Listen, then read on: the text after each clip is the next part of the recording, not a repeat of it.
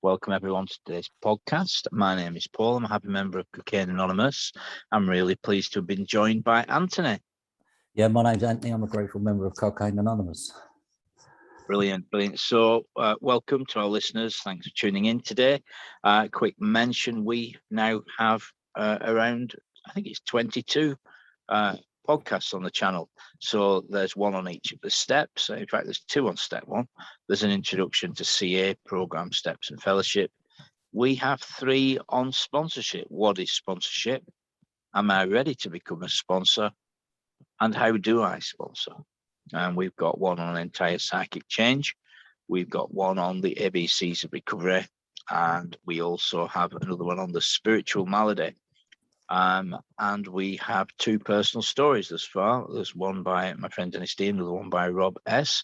And this is the 3rd in the series of personal stories. So please check out those podcasts. Please feel free to distribute them. Please feel free to share your thoughts and opinions on the steps, the process, the program. And indeed, if you'd like to appear on one of these podcasts, reach out in the conversation below these videos. So I'm really pleased to be here. Without further ado, I'm just going to hand the floor over to you. Thank you, Paul. Thank you. Yeah, my name's Anthony. I'm a grateful recovered drug addict and a grateful member of Cocaine Anonymous. And I don't say that coming from a place of ego. I always start my shares like this. I say that coming from a place of humility, sheer humility, because it weren't always like that. Let me tell you, I'll give you a general way what it used to be like, what happened and what it's like now. I was born into a dynamic of a family in London. I was born in London where the dynamic changed pretty quick. There was dysfunctionality going on in the family. Father was a raging alcoholic, and the parents split up when I was very young. I've got a sibling. He's in recovery, thank and praise God. And for the gift of this 12-step program, he's over a couple of decades clean and sober now. And so my upbringing was feral. It was boundaryless, and I see a lot of violence as a child as well, because my dad was of that type. He'd be fighting in pubs, fighting with the police. He was a robust guy.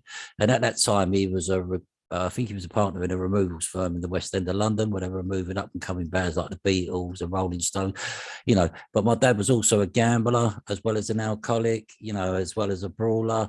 So I see a lot of stuff, and I kind of gravitated to that way of life. And that was just the way it was. So I crossed a lot, and that fear turned into a rebellion.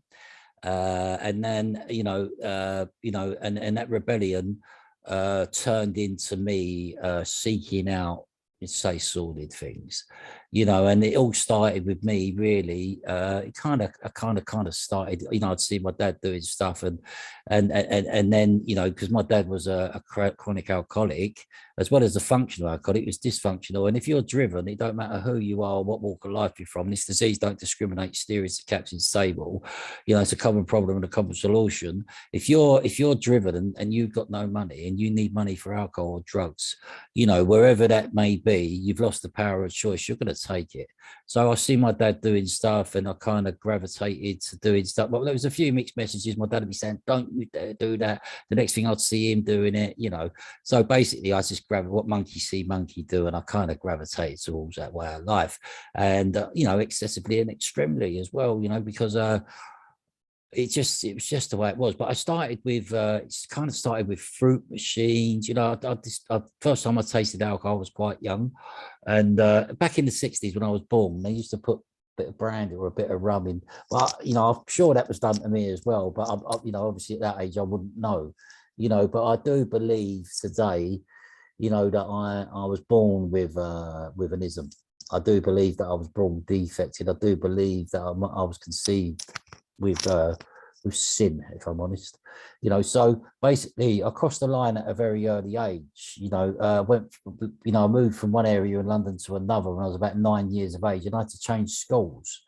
And when I changed schools, I was kind of a little bit, I was maladjusted before I picked up the drink and the drug. As I just said, I believe that spiritual malady was on me before I even picked up the drink and the drug, and then I got to this other school and I was just kind of off the rails. Do you know what I mean? No school teacher could tell me what to do. I started, taking the answer cards out, the SRA boxes and all that type of stuff. Wherever I could manipulate the situation, I would manipulate it, and whether I was self-seeking, whether I was attention-seeking, or whether I was inconsiderate or selfish and self-centered of me, that's what these were the glaring defects of me. Dishonesty was a very glaring defect for me when I was a kid.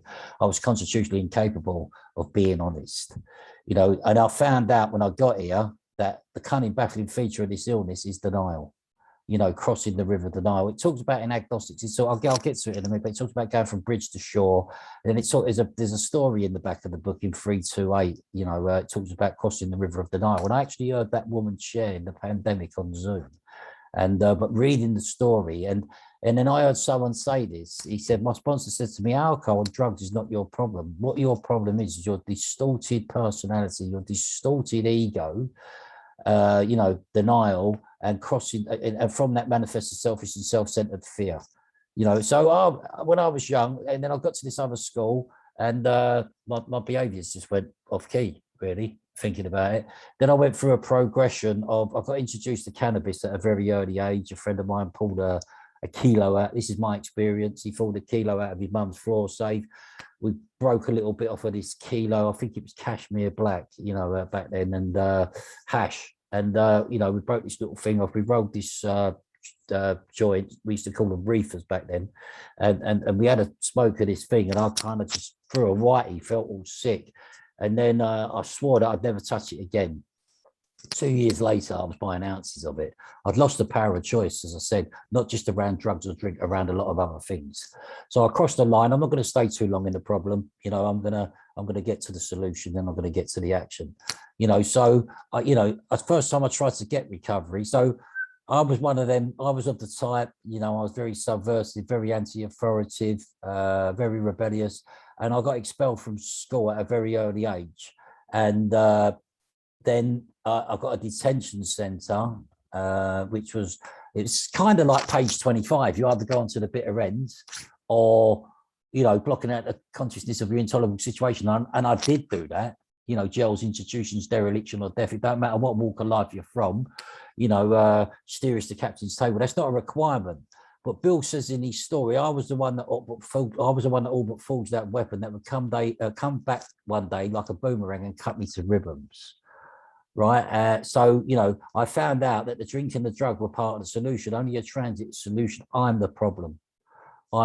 So I landed up getting this detention centre. I was meant to either go on the rails or off the rails, and I went off the rails. Even in there, I went off the rails. I stole you couldn't smoke, I stole the teacher's cigarettes. Do you know what I mean? They searched the whole prison. I was up at the incinerator smoking them with my friend. Do you know what I mean? And that was just the way I was at that age. So you can imagine, So I crossed the line, as I said, at a very early age. Then heroin come into play. I was 14 when I first tried heroin. I went up to a friend's house, just to get a bit of cannabis. And he opened up a drawer. It was kilo scales, and there was a big bag of white powder, which I thought was cocaine. It weren't cocaine. It was grade 5, white tie heroin. And I had a little line of that. It's the same thing happened to me when I first experienced the cannabis. I had an adverse effect to it, and I kept being sick, and I didn't like it. And I swore that I'd never do it again. I swore blind that I'd never do it again, and then 4 years later, I got introduced back into it, and I absolutely loved it, and then, the coke come back into play before crack come around, and then I was just off, and I was running, and it was snowballs. And then, things, it all started, I'd say it all started well, it all started on a high, and then it eventually went very pitiful quite quick. When I, reflecting back on it, but I'd lost the power of choice. There was no choice, and it become a solution to a problem I didn't know existed. And then at 20, I think it was 25 or 26, I tried a treatment centre. The first, now I'd been introduced into one in a prison system, but my motives for getting on there were wrong. I was on a maximum amount of benzos at that time. I was on 12 with a Rivotril, which is equivalent of about 150 mil of, or maybe 180 mil of benzos a day, as well as using in the prison and stuff like that. And and I kind of put it on a prison officer, and I kind of got put down in what they called this basic regime. And then, I bumped it. Well, I bumped into this psychologist just by default. And I spoke to this psychologist around it. And I said, in this, but if I'm honest, I'm not trying to justify or rationalize anything, but there was one officer who played about with my mail. And I found out and I stuck it on this guy. I said, I won't say what I said to him, but that was that. And I went on to this treatment center. I ended up getting kicked. I mean, it was part of the prison that was, it was a drug-free rehabilitated wing, but it was only two. It was quite small. There weren't that many people on. There was only about 20, 25 people on there, but I was just, I was still at it on this place. And I ended up getting kicked off there. So that was my first introduction into a treatment center. But then when I got out from doing that sentence, I actually put myself voluntarily into a treatment center just outside London. And, but, in that setting, I went up in the interview, around at that time, and the guy said to me, "You're clean." I said, "Yeah, I wasn't clean," and then when I went in there, I went in again with the wrong motives. I took something in there with me for 10 days. I was just obliterated, and then after everything run out, I hit the roof, and the amygdala come up, fight, flight, or freeze, and I flew. Tried to get at 33 years of age, and unfortunately I didn't get it. And consequently, I was out in the grips of active drug addiction till I was 49 years of age. And what actually happened? Okay, I got arrested on a blackout. This was in 2012. Got arrested on a blackout 2 days before the London Olympics. And I landed up getting apprehended. I don't know what occasion, but behind the wheel of a car. And then I had an altercation with the police. Don't remember that. In blackout, this is a combination of alcohol, prescription drugs, crack, heroin, and then I woke up in a prison cell thinking, "Oh my God, what am I doing here? Cunning, baffling, and powerful, chronic, progressive, and fatal." Can anybody identify? That one of, how did I get here? I've heard many people say it in the rooms, it's chronic, progressive, and fatal, it's cunning, baffling, and powerful. And that mental blank spot, that mental twist, and 1 minute you're here and 1 minute you're there. Do you understand what I'm saying? So you never know, So basically, what happened was I got arrested, and then I served this sentence, and I got out from doing this sentence. Now, there was no human power. There was no girlfriend, no family member, as it talks about in the literature, or a consequence that could restore me to sanity around the question of the first one. I got out, and I went back to an ex-partner, and I was going to live with her. And then I said, I'm going to find my own place. And anyway, in the end, I'll end up living with her for a little. Anyway, I went out, and I got arrested very, very quickly. Due to, I thought, because I weren't using heroin or crack and I was on prescription drugs. I'm just so glad all that's over with, sordid places, crack houses, going to the chemist every day, living out of spoons, living off Coke bottles, living off Martell bottles, all that stuff, living in the spoon, really. Do you know what I'm saying? And living in that miry clay, that pitiful, incomprehensible demoralization. And as a result, my sobriety date's the 25th of the 2nd, 2015, a day at a time. So basically, I landed up getting arrested again, put back into prison, and I won't go into the full story. I'm going to forward a bit. And a guy come in. I landed up going to a meeting, and it was a mothership meeting. By default, I landed up going to this meeting. And anyway, and I got to this meeting, this guy come in and he shared his experience straight and open. He said, as a result of getting connected to a 12-step program, open to a power I choose to call God, he said, I've not been near a prison cell for 15 years. I've not committed no crime for 15 years. I've not picked up a drink or a drug for 15 years. The only time I come back to a prison is to carry a message with hope and inspiration. I prayed before I come in, and I pray as I'm going out that some seeds have been planted. And I asked the Father to let his will be done there. And this guy caught my attention. Anyway, I landed up getting a bit of literature, and I landed up kind of working step 1, 2, and 3, not really knowing what I was doing. I used to go into prayer with step 1, 2, and 3. I applied for a treatment center, not knowing it was I can't, you can. I'm going to let you, foundation, bedrock, the cornerstone, the keystone. Step 1, 2, and 3, trust in God. Trust God, clean house, and help others. I didn't know anything about anything, but I started experiencing and encountering God. and something just started to happen. There was a shift that I could not do on my own volition or by self-will or self-sufficiency or self-reliance. I'd aligned myself with God. I started, once, two, and three, so basically things just started to happen. And then I landed up getting the funding.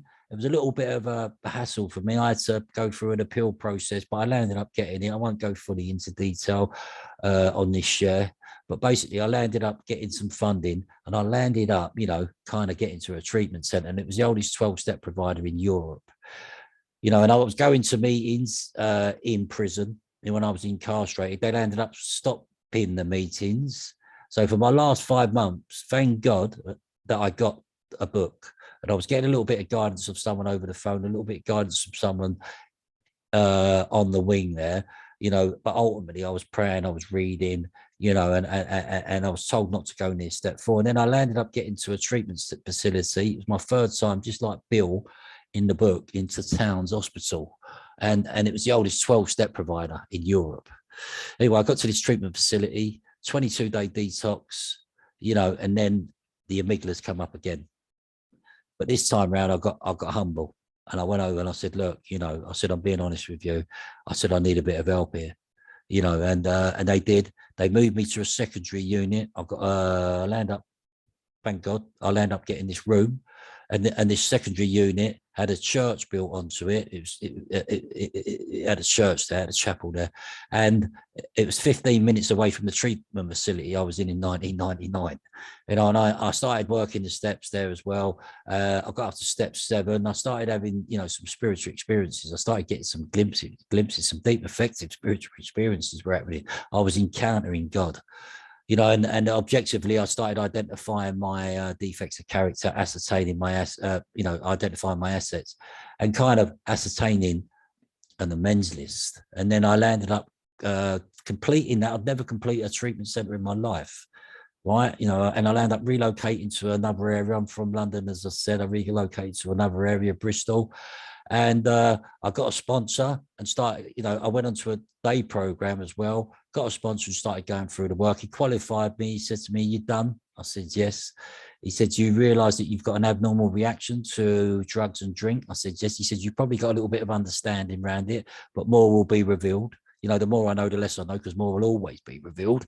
And so basically, and he said to me, are you willing to go to any lengths to overcome and sustain your drink and drug problem? I said, yes.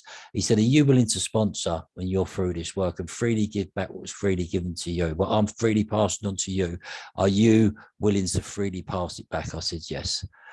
So that was it. And then we just got on with the work. And I kind of quality, when I fully conceded in step 1, that first part of step 1, and made that 100% admission that I was powerless and I was hopeless, because I am, I'm one of them. I was of the hopeless variety. I was of the hopeless variety, a seamlessly hopeless state of mind and body. There's 3 types in the book. It talks about a moderate, it talks about a hard, and it talks about a real alcoholic. But, whereas the moderate and the hard can stop sufficient reason, and that's it. But the real alcoholic needs an act of providence, needs his divine intervention. There's no other way. And that was my experience. I was drove here by circumstance, not by virtue. I had to be beaten, just like the jaywalker. When I first read the jaywalker, I could really identify with that analogy of the ego. I found, the ego being smashed, the ego reconstructed, the ego being smashed, the ego reconstructed. And I could identify with every illustration there in, more about alcoholism. So I fully conceded. And the second half of step 1, I fully accepted that my life was unmanageable, the missing part of the jigsaw, the spiritual malady, the bedevilments, prey to misery, struggling with personal relationships, prey to depression, all them 8 points in them bedevilments. And then page 60, 61, the ego, the hypocrite, the actor, page 60, 62, selfish and self-centeredness is the root of the trouble. We step on the toes of our fellows and they seemingly retaliate without provocation. Being driven by 100 forms of fear, self-delusion, self-seeking, and self-pity. You know, it says we step on the toes of our fellows and they seem to retaliate without provocation. You know, there's only one way to get rid of self, and that's with God's help. So I had to make a decision. So, you know, in step 3, I accepted step 2, the power greater than myself, you know, through good sponsorship and getting connected to a power, as I said, greater than myself. My mind's not give way to any trivial excuse that wants to pick up a drink or a drug, you know, since February the 25th, 2015. And it is a day at a time. I can never rest on my laurels just for these victories. It's just what I do today. I never got iron yesterday's supply. I don't stay clean and sober on the shower I've had or the bit of service that I've done yesterday. It's just for today. You know, I have to make that conscious decision on a daily basis, sometimes on a momentary basis, to turn my will and my life over to the care of God. Not my will, thy will be done. You know, so step 3, what is it? A decision. What is a decision? It's to circumcise and sever every other thought. It's an abandonment. You know, so God, I offer myself to thee to build with me and do with me as thou wilt. Relieve me from the bondage of self so I may better do thy will. Take away my difficulties, the victory over them, so I bear witness to those I would help with thy power, thy love, and thy way of life. May I do thy will always. You know, in the step 3 at the end, in the 12 and 12, it says, God, grant me the serenity to accept the things I cannot change, courage to change the things I can, and wisdom to know the difference. Thy will, not mine, be done. You know, so step 3, he is the director, he is the principal, we are his agents. You know, he says we got a new employer, his name's God. We stick close to him, he'll stick close to us. And if we do his work well, he'll give us what we need. He'll give us what we need. You know, and I wholeheartedly trust in God. I can't, you can. I'm going to let you. Step 1, I can't. Step 2, I'm going to let you. Step 3, step 2, I can't. You can. Step 2, step 3, I'm going to let you. Thy will, not mine, be done. Foundation, the bedrock, cornerstone, and the archway to freedom, which is the keystone in step 3. So I've made that decision. Now I've got to be convinced any life run on self-will is an absolute disaster. But I've also got to be convinced no matter what, God's going to see me through. So when I've done that first step 3, I made an abandonment of God. I said, God, no matter what, you keep me clean, you keep me sober, because I can't do that. I'll do whatever you want me to do. Now, I'm not the finished article. I haven't arrived. You know, I know that I'm a rough diamond. I'm a sinner saved by grace through faith. You know, it's nothing I've done. I couldn't earn it. I don't deserve it. I take no credit for my sobriety at all. I give that all to God. Everything is by God's grace. You know, I give all glory and honor and praise to God and this program. Everything I have is a gift from God and this program. So in 4 to 9, you know, I had to get fearless. And, you know, I made a search and fearless, more inventory of myself. In step 4, you know, and what's that? So basically, I have to look at my resentments. It's a past inventory. So I went right back. Now I started scratching away. You know, I started looking at the tip of the iceberg in the treatment center. Then I went on to a day program, and then I went through with a sponsor. You know, and I've had to uncover, discover, and recover. I've had to hurt, I've had to heal, and I've had to help. So basically, I went right back 0 to 5. I went right back to the family dynamic, because that's where it all started. You know, I was born into a family. I was powerless over that, but I didn't, you know, and then I went right back, you know, resentments with parents, you know, sibling, family, other family members, you know, people, institutions and principles, you know, and I had to bring it all the way through, you know, all the way through. But I also had to look at my part in that. And my part was to ascertain my defects of character. Where am I at fault? Where am I to blame? Where's my part? And then I had to ascertain my assets.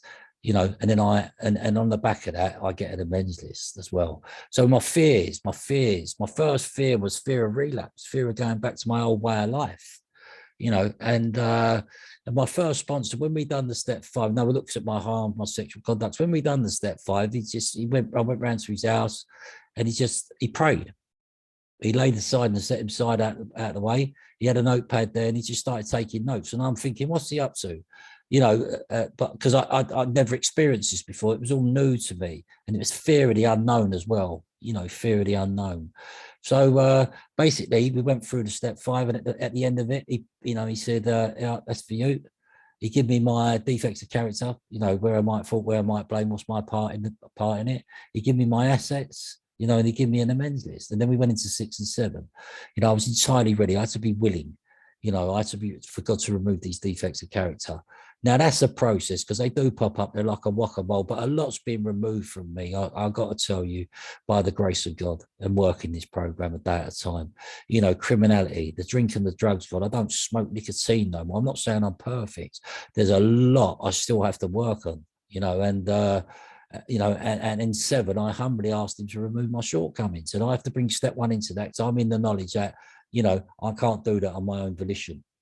I can't do that at all on my own volition. When I'm on my knees, and I'm doing a step 7 prayer, my Creator, I'm now willing that you should have all of me, good and bad. Please remove these defects of character that stand in the way of my usefulness to you, which stand in the way. They block me off to the sunlight of the Spirit. Stand in the way of my usefulness to you and to my fellows. There's different versions of the step 7, but the one in the book's adequate enough. And and I asked him to remove. Then I asked him to replace. And then I asked him to show me what I could do and be of usefulness to him, and step 7, and 6 and 7, they asked Bill Wilson, where'd you put the miracle? He said, I put it in step 6 and I put it in step 7. They go together. They call them the forgotten steps because some people don't work them. But for me, it's about repentance. And so step 8, off the back of the 5, I got a list and I became willing to make amends to them all. And I've done it in a now, later, maybe never process, a 4-column process. And I've made a lot of my, I myself made at least 90% of my historical amends. It's something I couldn't make. So I do that, I've done indirect, direct. There's 4 types of amends: friends, that can also go down to associates, employees, there's family, there's creditors, and there's the deceased. So I've done indirect, I've done direct, I do it by my actions, I do it by my examples, and I got out and made direct amends to such people wherever possible, except when to do so would injure them or others. I'll just share this. I was in a meeting and there was a bloke in there, and it was an 8 and 9 meeting, and he come in right at the end, this bloke, and he said, the very last share to come back off the floor. And he said, do you know what? He said, I didn't know this was an 8 and 9 meeting today. He said, but I've just made my last historical amends after 38 years. I was in London, back in London a couple of weeks ago, doing some living amends stuff. And I went to a couple of meetings and they were both on step 9. Both on step 9, so that's the way God works, the amends process. Now I've worked the first 9 steps. I'm a spiritual being having a human experience, but my channel should start, my spirit should start, because I've been asleep for years. My spirit had been quenched. I'd been obliviated horizontally, with drugs, and so my spirits, now you take the drink and the drug, I use an analogy, it's a thawing out process as well. And I felt raw, man. I've been at it for years, man. Do you know what I mean? It's not an overnight matter. I felt really raw. And I use an analogy of like a block of ice. As I said, you take the drink and the drug out of me, it was just a part of the solution. But it was only a transient, temporary solution. So I'd still wake up feeling restless, irritable, and discontent, till I could again experience a sense of ease and comfort, which that produced. But now I've got I'm the problem.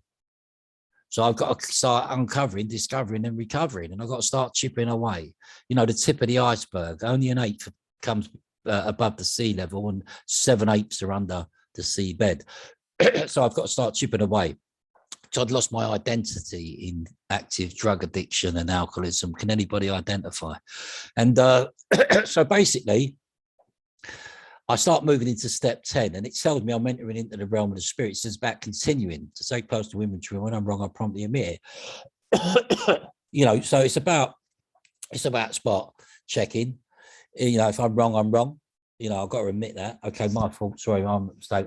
Please forgive me. It's about humility, but it also says we watch for selfishness, dishonesty, resentment, and fear. And when these crop up, we ask God to remove them at once. So I've got to take it captive in the moment.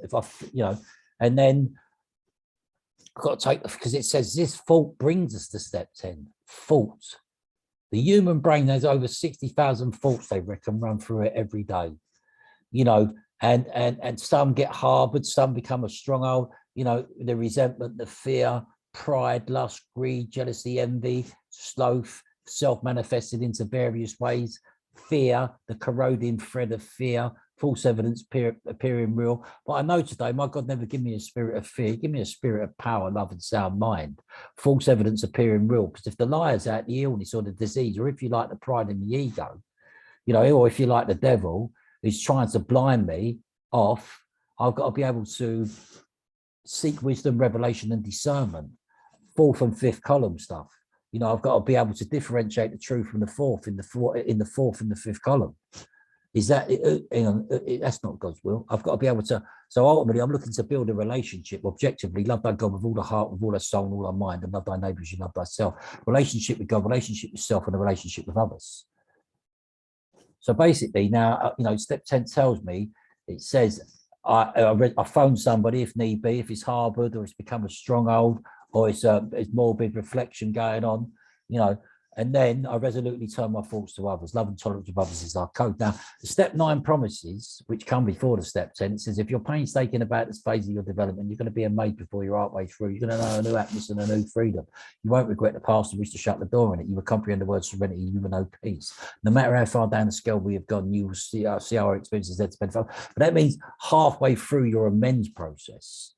Okay, and then moving into the step 10, it says we've been placed into a position of neutrality. We've not even sworn off, right? And I've not got no literature. I'm just saying this from memory. And it says, just having made conscious contact with God, we're not going to be inspired at all times, right? But we pray for inspiration, intuition, the right thoughts and decisions. Pause when agitated or doubtful. We pray for the right thoughts and action. But it also says, alcohol's a subtle foe. It's a daily reprieve contingent on the maintenance of our spiritual condition. There's only one thing for a chemical problem, that's a spiritual solution. It talks about page 25 of the book, page 27 of the book, and page 47 of the book, spiritual experience. It references to that. But if you read the rest of that, it's got a medical view there, it's got a Lasker Award, and it's got a religious view.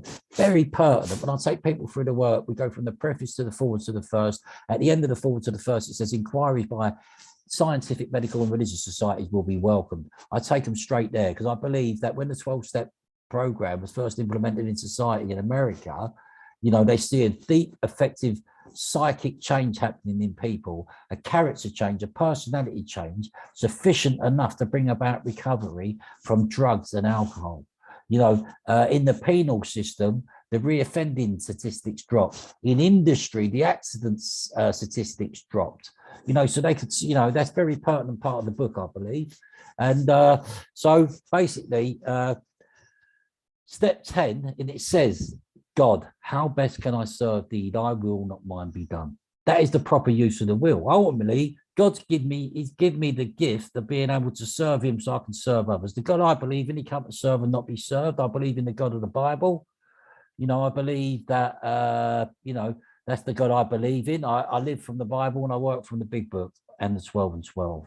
It's the step 11. Coming into step 11 now, it says when we retire at night, we constructively review our day. So I have to start this day on page 86 and finish it on page 86. So it asked me in the evening, where was I resentful, selfish, dishonest, or afraid? This is the checklist. Do I owe an apology? Have I kept something to self? Because the ego might want me to minimize or maximize. You understand? Right? Have I kept something to self? Was I kind and loving towards all? That means myself as well. There's 7 question marks contained in this part of the book. Right? And then it asked me, what could I have done better? So I could have always done something better. Can I learn from a mistake, or what could I have actually done better here? Sometimes I've lots of people, I've done it myself, I've just gone, no. When really it's about me reviewing back to when I got out of the bed in the morning to when I'm hitting the pillar at night, right? And then it says, was I thinking of self? Was I thinking of others? Was I thinking what I could pack into the mainstream? Was I preoccupied with self? Was it all about me? Was I thinking about others? Was I thinking about what I could pack into the mainstream of life? It says, I don't slip into remorse, worry, or morbid reflection, because that would diminish my usefulness to others. And then I pray for forgiveness and the correct measures to take. Then it tells me in the next passage, next paragraph, it says, on awakening, we think about the 24 hours ahead, right? So if I wake up in the morning, now I'm more in than I'm out. Sometimes I might miss doing it in the evening. I'll do it in the morning. But if I've done it in the evening and I wake up in the morning and there's a harbored resentment or a harbored fear, right? What I'm unaware of, until I wake up, obviously, or there's morbid reflection there. I need to get it into a 5-column process and start looking at my part in that.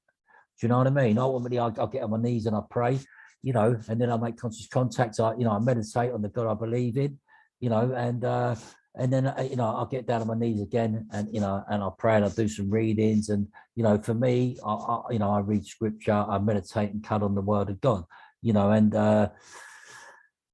and then it says, I ask God to direct my thinking, divorce it from self-pity, dishonesty, or any self-seeking motives. Now, in the vision for you, it says, please still show me what I can do for the man that's still sick and the right next thing to do. So basically, I'm asking God so I can be of use to him. Step 11 is about vessel work.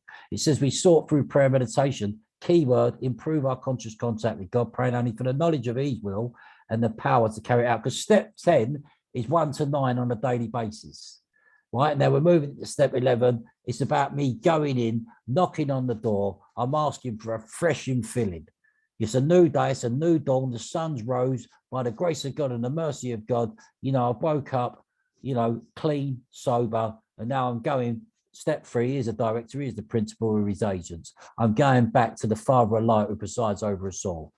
I'm going back to God, and I'm asking him now for a fresh infilling. And this is a step 11. And I enlarge on my spiritual life, spiritual progress rather than spiritual perfection.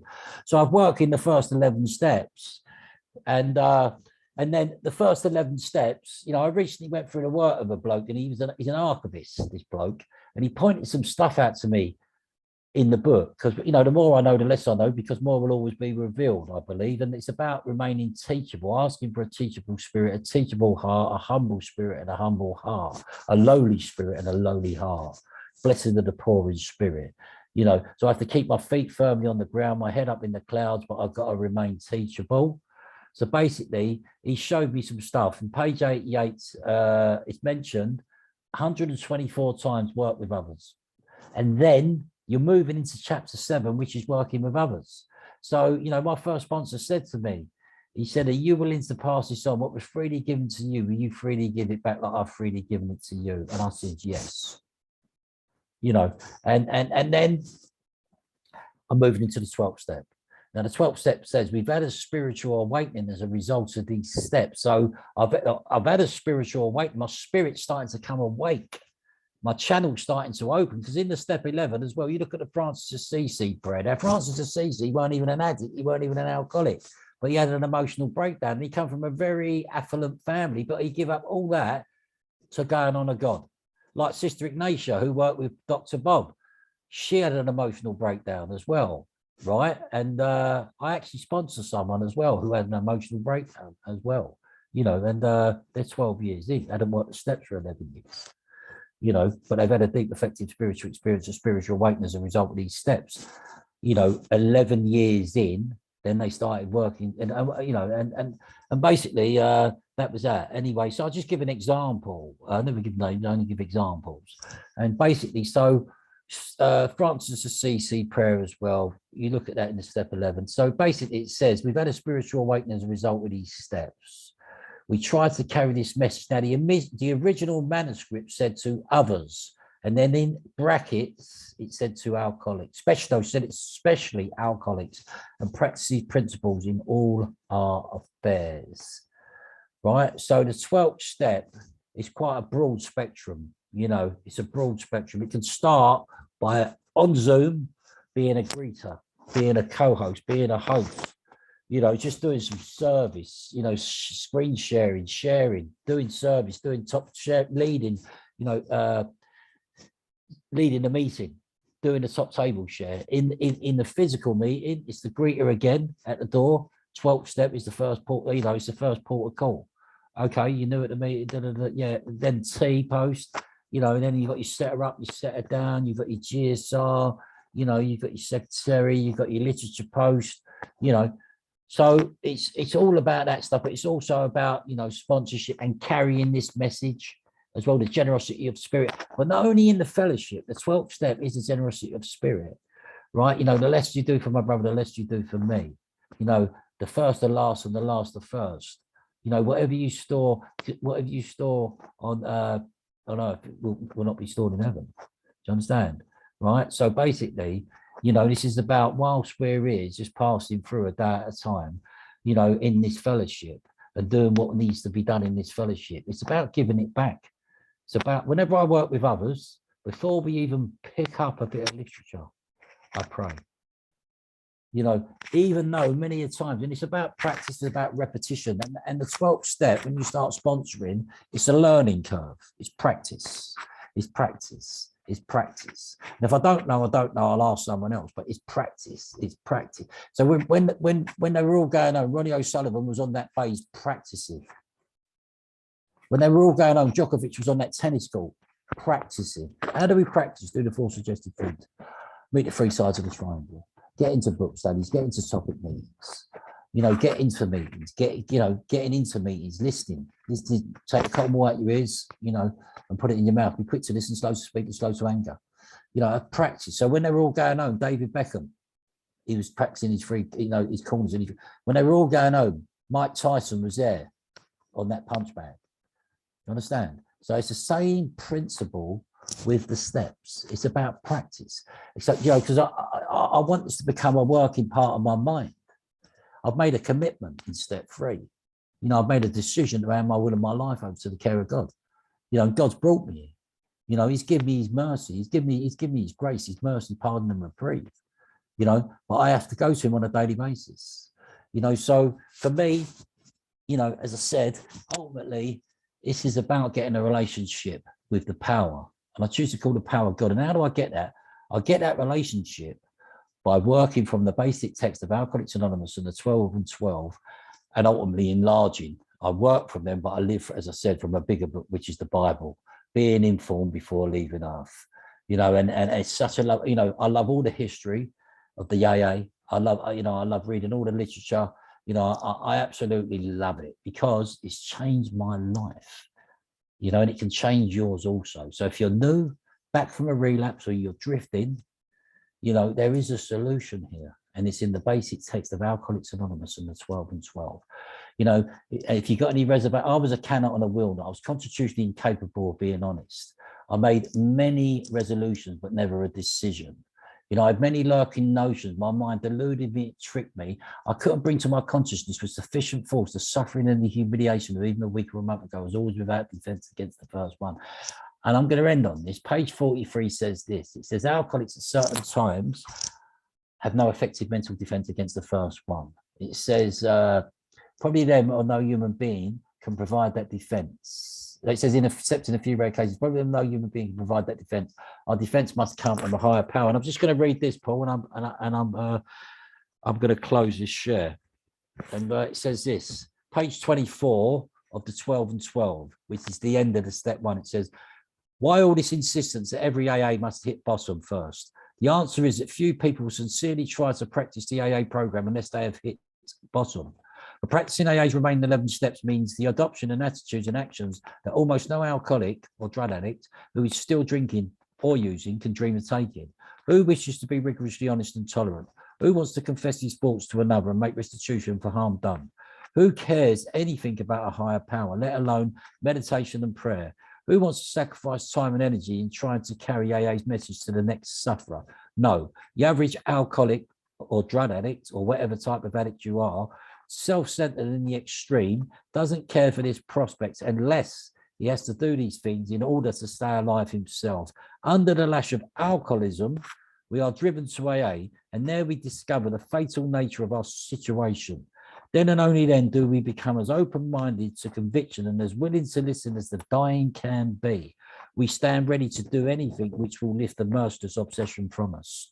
My name's Anthony B. I'm a grateful recovered drug addict and a grateful member of Cocaine Anonymous, and that's my experience. I'll leave it there. Thanks for letting me share. Beautiful. Thank you so much, Anthony. Always a pleasure to listen to you. Yeah, I mean, I could listen to you all morning. That was just phenomenal. Thank you so much. So just a few announcements. We often share, and the page numbers that Anthony was referring to are from a book called Alcoholics Anonymous, which we often call the Big Book, which can be read or listened to 24/7 completely free at aa.org. You can also download free Big Book apps from the Google Play Store. And I also want to say that there's lots and lots of Cocaine Anonymous Zoom meetings available. You don't have to put your camera on. Indeed, only about a quarter or a fifth of participants do put their camera on, nor do you have to speak. A lot of people go along and don't speak. So don't feel you can't go to a Zoom meeting because you don't want to put your camera on. Please get yourself along to a C.A. meeting, and of course preferably a face-to-face, but we know at the present time for the last year and a half that's been really challenging. So sponsorship is a very important part of recovery. As I said at the beginning of the podcast, we've got 3 podcasts on sponsorship. What is sponsorship? Am I ready to become a sponsor? And how do I sponsor? So please feel free to check those out and distribute them. So what a marvelous share. To come back to today's topic, which is Anthony's experiences, strengths and hopes around recovery from active addiction and a completely new life based on a 12-step process and spiritual approach to a creator. It says in the literature these are suggested steps of recovery, and I've got up on the screen some writings about the spiritual malady by a chap called Bill. They call him Barefoot Bill. And there's a lot to talk about, isn't there, Anthony? There's much to contemplate in these rooms, and I enjoyed every single syllable of your share. It was phenomenal. And I often think, and I think there was plenty in there for the newcomer. If you've landed on this video and you're still using drugs and alcohol, welcome. You can get clean and stay clean and have a better future. Recovery is possible. We use to live and we live to use. An addict is very simply a person whose life is controlled with the obsession of drugs, ways and means to get more. And, and today, Anthony, I see that it was a maladjustment to life, so the solution is adjustment to life and normality. Yes, normality. What is normal? Well, mal is a French word for bad. That's where we get the word malady, mal.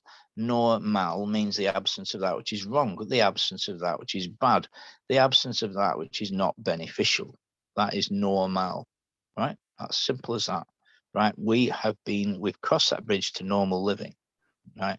I love what you said about the cornerstone, the foundation stone, and the archway to freedom, and the sense of a rock being impenetrable, unchanging and immovable. And we do get established in sobriety. We do cross that bridge to normal living. We absolutely do. I've recovered, Anthony. I have completely and totally recovered from the alcohol and drug problem today. Right? That's what's on offer in these rooms. Long-term sobriety, one day at a time. And I always like the way you share, Anthony, beautifully about how we didn't get high on yesterday's supply. What can I do today? Who can I help today? I must have purpose, connection, and expression. And we're on page 5 of Barefoot Bill's wonderful writing, but at the very top there, here's a definition of the spiritual problem. Negative feelings and emotions, remorse, guilt, shame, shattered self-esteem, and it goes on, isolation, depression, and meaninglessness of life. And that is the issue for many, many active alcoholics and many, many active addicts. Well, an alcoholic is a drug addict. They're addicted to alcohol. Alcohol is a drug. If someone uses alcohol every day, then they're very likely a drug addict. Alcoholism is addiction, and addiction is alcoholism, which is why we use the book Alcoholics Anonymous. It's been around 80 years, and it's a phenomenal piece of literature. You can get it for £10 delivered in the UK, and it's even available on Amazon and eBay for about £14. So get yourself a copy of that, listeners. Now, the reason why I'm pointing this out, it says here, this is the definition for a psychopath. So I think what it means by that is persons that have committed wicked criminal acts, often suffered from that issue. But the thing is, a lot of human beings that have never committed wicked criminal acts suffer from that condition, and certainly a lot of alcoholic addicts suffer from that condition, both clean and sober, and still using and drinking.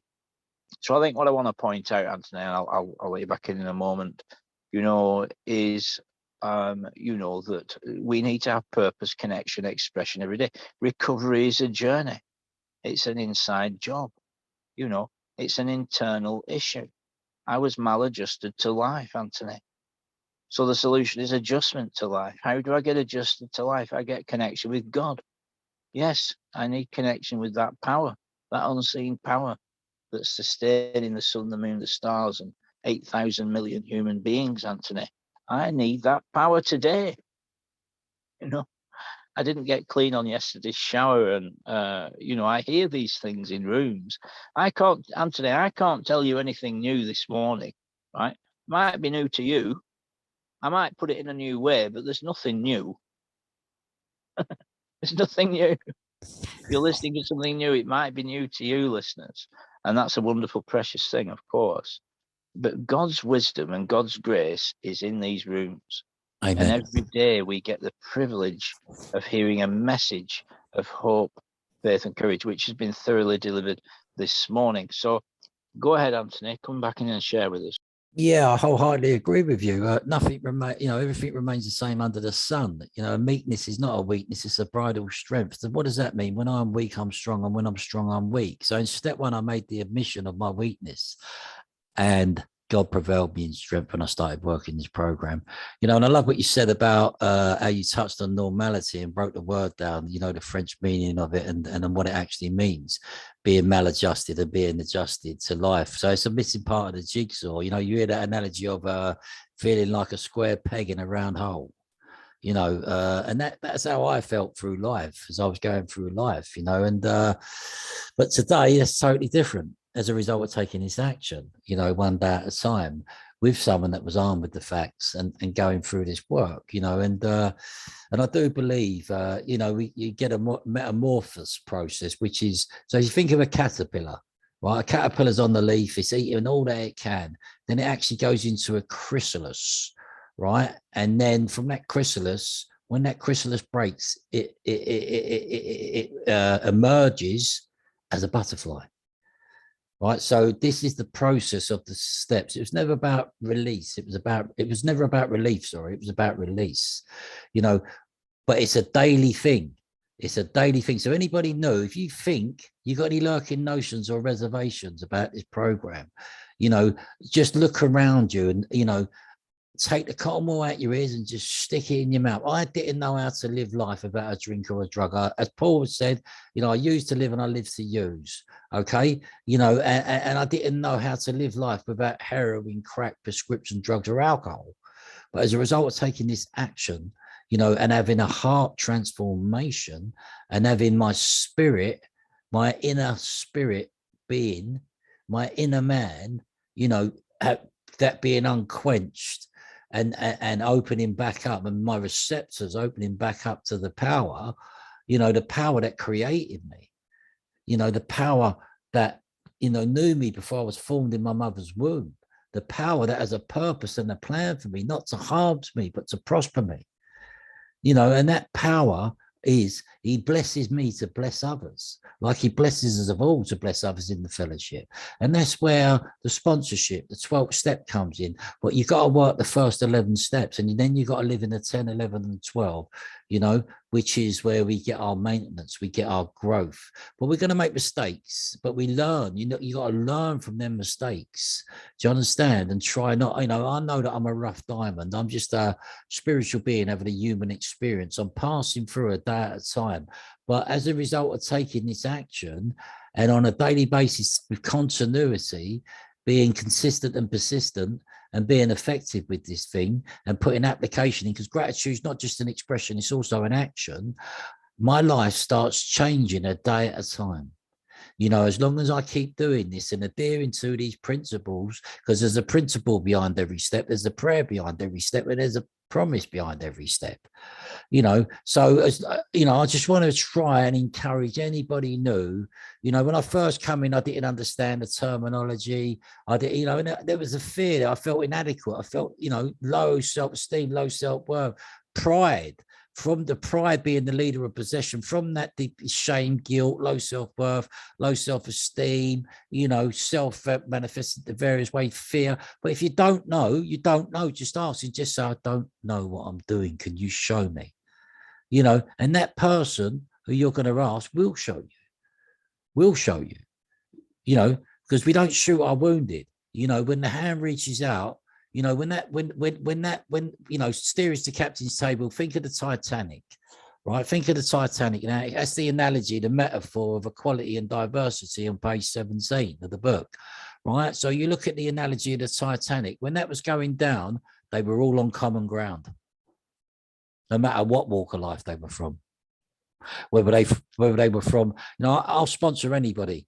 If you're from a if you're from a 1-bedroom council flat, from a doorway, or a 15-bedroom mansion, there's 8 billion people on this planet, and let me tell you that everybody suffers with pride and ego, and everybody has got a threefold illness. But in the alcoholic and the addict, or whatever type of addict you are, it's a bit more extreme, it's a bit more excessive, it's a bit more back to front thinking, you know.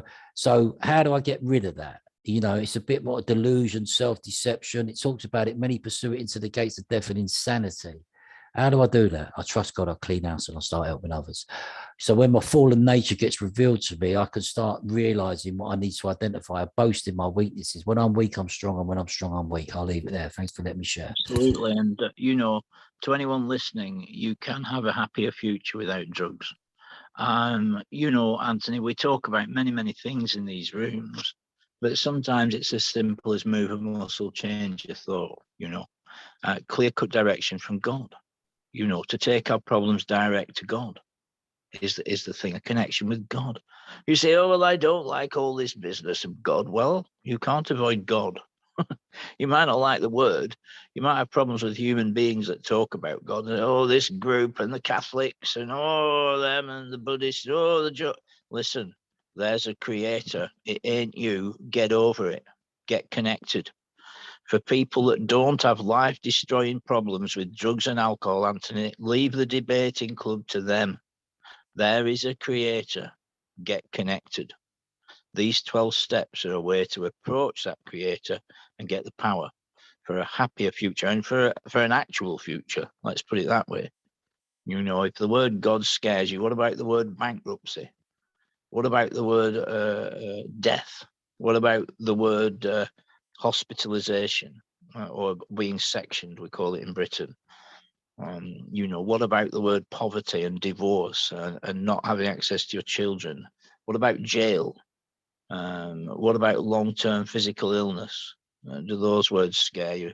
There is a creator. These steps give a simple approach to creator whereby a happier future is obtained, you know, and it's a wonderful process.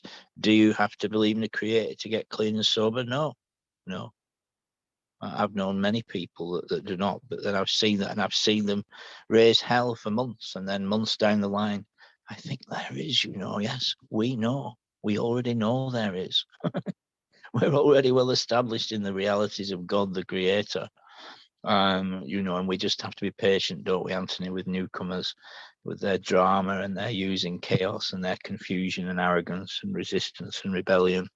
And we pray for them, you know, we hope we keep the lights on for them. And, you know, it's been a pleasure as always, Anthony. And yeah, I mean, the 12 steps are very, as you said earlier, it has to be someone that's knowledgeable about the big book, about the 12 and 12, about the 12 steps, someone that has a home group, someone that's a thorough working knowledge. And it's an altruistic program.